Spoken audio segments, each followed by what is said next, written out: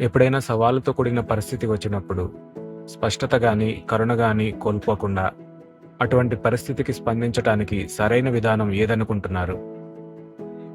చూడండి, మీకెందుకు అప్పుడప్పుడు మాత్రమే సవాళ్లొస్తున్నాయి? మీ జీవితాన్ని ఎలా మార్చుకోవాలంటే మీరు ఎప్పుడూ సవాలు పరిస్థితిలోనే ఉండాలి. అలాంటి పరిస్థితిలో ఉంటూ కూడా అనవసరంగా ఆవేశపడకుండా లేదా టెన్షన్ పడకుండా ఉండడం నేర్చుకుంటే or without getting distressed means అప్పుడు మీరు సాహసం చేస్తున్నారని. ఎలాంటి రిస్క్ లేకుండా సాహసం ఎలా చేస్తారు? ఏదో ఒక రిస్క్ ఉండాలి. అయితే దాన్ని ఎలా ఎదుర్కోవాలో నేర్చుకోవాలి. మీరు సవాళ్లను తప్పించుకునే రకమైతే అప్పుడు ఆంట్రప్రెన్యూర్ అవ్వకూడదు. మీరు సవాళ్లను ఆహ్వానించాలి, వాటిని ఎలా వినియోగించుకోగలరో చూడాలి.